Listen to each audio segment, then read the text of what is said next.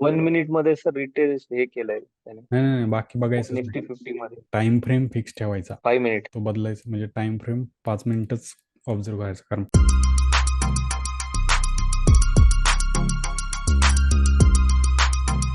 Morning टाइमला movement येते. किती वाजता?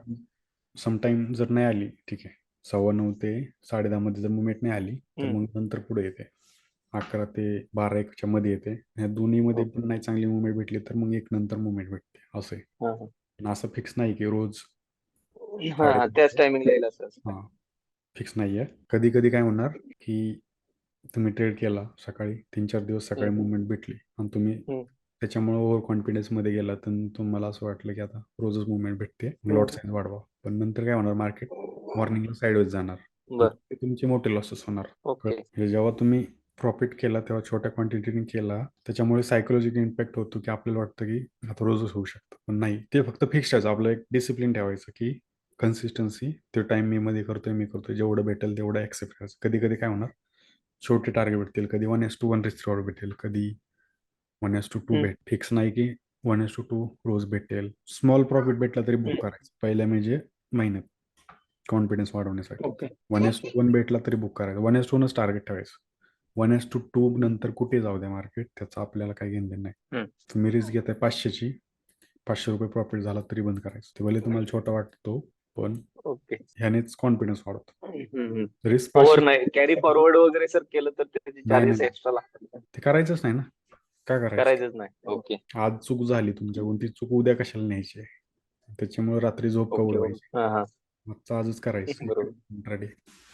ऑप्शन मध्ये नाही होऊ शकत प्रॉपरली स्विंग. खूप हम्म. ट्राय, हम्म. म्हणजे मी पण केलं, सगळे करतात, नाही होत.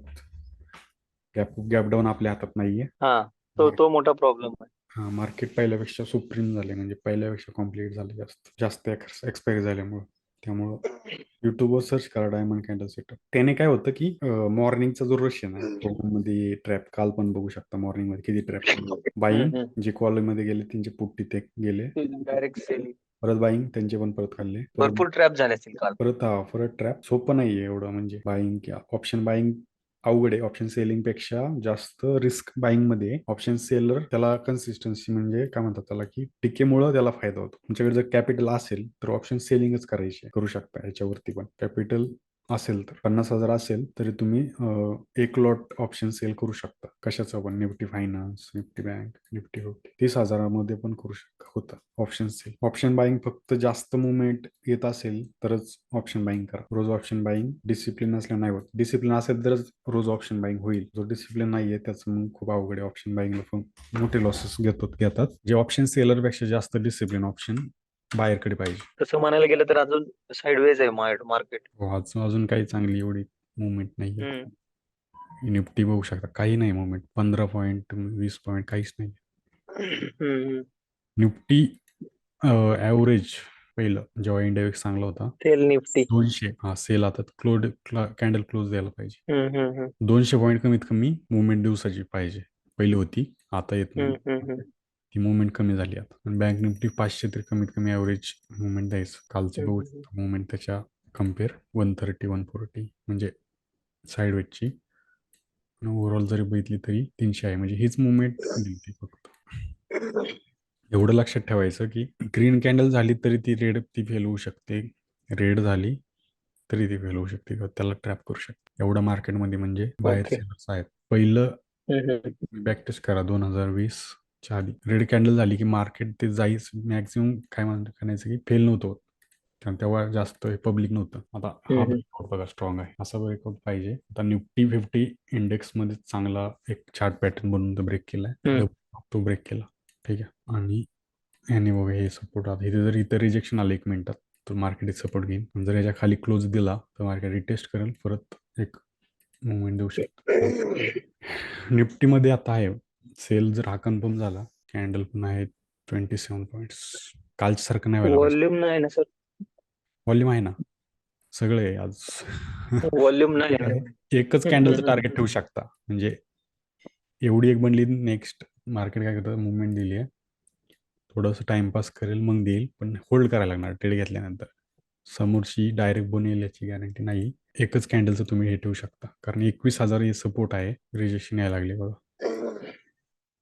ह्या जर सेल गेला तर मग कॅन्सल. ओके, हे झाला. सेल दिसतोय आता. बॉडी पण आहे स्ट्रॉंग, सगळं ठीक आहे. बॉडी आहे स्ट्रॉंग, व्हॉल्यूम आहे, तर असे सेल घ्यायचे. मग हे फेल झाले तरी हा स्टॉप लॉस काय म्हणतात त्याला की खुशीने द्यायचा, कारण लॉजिक वगैरे सगळे ओके आहे. फक्त जर डायरेक्ट एंट्री घेतली, समजा 2 क्वांटिटी ट्रेड करता, नंतर जर मार्केट परत रिटेस्टला गेलं तर एक लॉटने ॲव्हरेज करायचं. आणि एंट्री नसेल घेतली तर ग्रीन कॅन्डल इथे झाली, ठीक आहे. परत जर याचा लो ब्रेक करायला लागलं तर एक एंट्री घ्यायची. समजलं?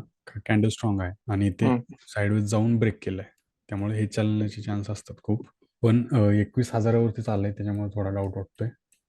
आणि पण क्लोजिंग एवढी जवळच दिली. निफ्टी बँक आणि ह्याने जर फेल केलं तर मग ते निफ्टीला हे करू शकतात, रिकवर करू शकतात चालू मुवमेंट तरी पण. आणि अशा आता ह्याच्या वेळेस कुठला घेऊ शकता तुम्ही? 21,050. काय म्हणतो सर? 21,050 पी हा घेऊ शकता, कारण हा इन द मनी आहे. हा दिल्याने याने चांगली मुवमेंट दिली आहे. चार्टमध्ये बघितलं तर इथे बघा, 21,050 कुठला फिन निफ्टीचा? निफ्टी पी 1:1 त्यांनी टार्गेट पण दिला, बघू शकता. आणि इथे पण व्हॉल्यूम होता, हे पण बघायचं. इथे पण व्हॉल्यूम होता, स्ट्रॉंग कॅन्डल, ठीक आहे.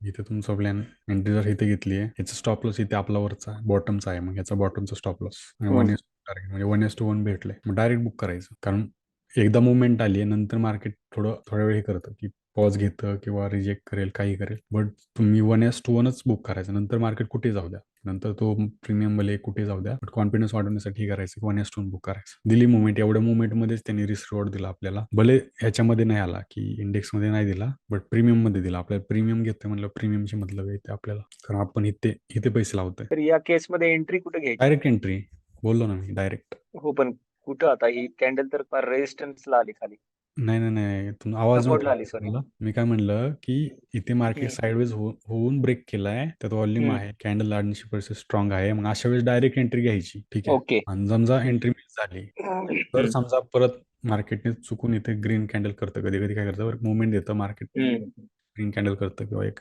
डोजी कॅन्डल करतात, त्याच्यामध्ये एंट्री घ्यायची, ठीक. ओके. असे ट्रेड भेटतात. याने बघा आता खालच्या सपोर्ट वर जाणार का? हे टार्गेट आता इथे पण आहे, 20,960. इथे पण दिसतंय, इथे पण मार्केट पॉज घेऊ शकतो, कारण कालची बाईंग इथून आली आहे. आणि एकदा आता इथे एंट्री मिस झाली, इथे नाही घ्यायची एंट्री, कारण तुम्ही स्टॉप लॉस ओके. कुठे लावणार? इथे लावला आणि समजा तीच कॅन्डल मोठी असेल तर मोठा स्टॉप लॉस येतो. खतरनाक ट्रेड होता. ओके. डायरेक्ट म्हणजे हे टार्गेट कालचं लोचं चान्स आहे की हे भेटू शकतं. थोडंसं आता 2 कॅन्डल झालेत, काल पण 1-2 झाल्या, नंतर मार्केटने थोडंसं स्ट्रक्चर बघू नाही शकता. केलं. काल 2 दिवस काय झालंय, स्ट्रक्चर सेम होतंय की मार्केट सकाळी बुलिश जातं, नंतर सेलिंग, परत बाईंग आणि परत सेलिंग. सेम इथे काल झालं, ठीक आहे. आज पण होतंय का काय याची म्हणजे वाटतंय की आज पण होऊ शकतं. ओके. आता हे रिटेस्टला चाललंय निफ्टी बँक, बघू शकता तुम्ही. म्हणजे समजलं की काल साईडच मध्ये वर्क नाही केलं, आज ट्रेंड आहे, व्हॉल्यूम होता स्ट्रॉंग, अशा वेळेसच ट्रेड करायचा, अशा वेळेस अवॉइड करायचं. व्हॉल्यूम नसेल, जिथं मार्केट चॉपी आहे. आता इथे एक ट्रेड झाला, दिवसाचा आपला रूल असेल 1 ट्रेड पर डे, ह्याच्यामध्येच तुम्हाला प्रॉफिट झालाय, बंद करा ट्रेडिंग. नंतर भले तुम्ही एकदा प्रॉफिट बुक केलं, नंतर तो कुठे जाईल त्याचं परत हे नाही करायचं, रिग्रेट नाही करायचं, कारण त्याचा ट्रेड परत दुसऱ्या दिवशी इम्पॅक्ट पडतो. दुसऱ्या दिवशी तुम्ही काय करता, मग होल्ड करता, कालच्या दिवसामुळे होल्ड करता, मग तो असा प्रॉफिट जातो, दिसत होता पण तो पण जातो. तुम्ही 1:1 भेटलं, बुक करायचं डायरेक्टली. इथे यांनी दिलंय किती, 1:2 दिले बघा. लॉजिक समजलं, कन्सेप्ट क्लिअर झाला का? डोजी आणि स्टार कॅन्डल त्याच्यावरती वर्क करते, आणि त्याच्यावर मॅक्झिमम मुवमेंट बघू शकता, जिथून आल्यात ना तिथे त्याच्या आधी डोजी झाली आहे, त्याच्यामुळे हा सेटअप बनवला की एंट्री करण्यासाठी. छोटा स्टॉप लॉस होता आपला. इथे पण असं होऊ शकत होतं की नाही का, की याचा लो जेव्हा तुटला, चालत्या कॅन्डल मध्ये पण एंट्री, हा स्टॉप लॉस एवढा छोटा येत होता डोजी कॅन्डल, ठीक आहे. पण स्ट्रॉंग व्ह्यू पाहिजे काहीतरी, तेव्हा तुम्ही चालत्या कॅन्डल मध्ये एंट्री करू शकता. पण आपण नाही करायचं, कारण मार्केट ट्रॅप करते. ज्यांनी बघा आता लेट एंट्री घेतली इथे, ते फसले. एंट्री प्रॉपर इथंच होती आज कॅन्डल, आणि एकच कॅन्डलची अपेक्षा ठेवायची. काल पण बघा, मोठी रेड कॅन्डल, एकच कॅन्डल रेड झाली, नंतर तुम्ही म्हणजे डायरेक्ट बुक करायचं त्याच्यात प्रॉफिट. परत काय होणार, अशी बाउन्स बॅक येईल, काय होईल, नंतर पुढे खाली गेलं तरी त्याचं रिग्रेट नाही करायचं. भले मार्केट आता मुवमेंट आली की ट्रॅप करतं, अर्धा एक तास समजा पॉज घेतला, नंतर दिला ब्रेक, तर परत एक खाली मुवमेंट दिसू शकते. आज मार्केट बेरिश आहे ओव्हरऑल. कॉल साईडला म्हणजे आपण हेच करायचं नाही, इंटरेस्टच घ्यायचा नाही आज.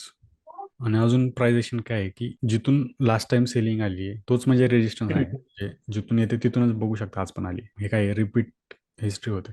त्यामुळे मला पण स्ट्रॉंग व्ह्यू होता डाऊन साईड या येते. इथूनच सेल आलाय, तिथूनच बघू शकता सेल आलाय. बरं. आता इथूनच बाईंग आली आहे, मग मार्केट इथे पण पॉज घेण्याचे चान्स आहे. पुन्हा ते साइडवेज मध्ये जाऊ शकतं ना. इथं पण बघू शकता की इथून सेलिंग आली मार्केटने, तिथूनच वर सेलिंग. इथून बाईंग आली होती स्ट्रॉंग, पण तिथूनच बाईंग आली. म्हणजे त्यामुळे ते बॅक साईडला बघायचं, फक्त बाय आलाय म्हणून आपण डायरेक्ट ह्याच्यावर नाही बघायचं. तर मागच्या वेळेस पण तिथूनच बाईंग आली असेल तर कॉन्फिडन्स येतो तिथे जायला. 1 मिनिट मध्ये सर रिटेल हे केलंय त्याने, नाही नाही नाही, बाकी बघायचंच नाही. निफ्टी 50 मध्ये टाइम फ्रेम फिक्स ठेवायचा, 5 मिनिट. तो बदलायचा. म्हणजे टाइम फ्रेम 5 मिनिटच ऑब्झर्व करायचं. कारण प्राइस ऍक्शन तर सगळीकडे 1 मिनिटात पण आहे, 5 मिनिटात आहे, 15 मिनिटात ओके. सगळीकडे सेम आहे. कन्फ्युजन होतं नाही. हा, 1 मिनिटात काय होणार, जास्त दिसणार, जास्त ट्रेड होणार, हा जास्त हा. होणार. जेवढी टाइम फ्रेम मोठी तेवढी अॅक्युरेसी जास्त होते, वाढते. हम्म. त्यामुळे 5 मिनिटं 5 मिनिटं 3 मिनिट कधीतरी करायचं, जेव्हा मुवमेंट येते, सिग्नल भेटत नाही तेव्हाच करायचे. 3 मिनिटं नाही करायचं नाही, हे रूल आहे. ते जर येस. ब्रेक केले आणि तुम्ही समजा सेल इथे घेतला, प्रॉफिट केला, नंतर असं वाटतं की प्रॉफिट झालाय, मग प्रॉफिटवर रिस्क घेऊ आपण, मग 1 मिनिट 3 मिनिट हा केले, त्याच्यामध्ये सिग्नल तुम्हाला जास्त हा. दिसतो. तर मार्केटने परत जर रिकव्हरी दिली फिशेप, तर ह्यांचे स्टॉप लॉस खाईल. जो जे खूप होल्ड करतात त्यांचे स्टॉप लॉस खाऊन परत एक सेलिंग येते, म्हणजे कालची सारखी तशीच सेलिंग रिकव्हरी परत सेलिंग. ठीक आहे, इथे पण बघा सेलिंग रिकव्हरी परत सेलिंग. त्यांचे स्टॉप लॉस खाऊन इथे पण सेलिंग रिकव्हरी स्टॉप लॉस झाल्यानंतर मार्केट साईडवेज.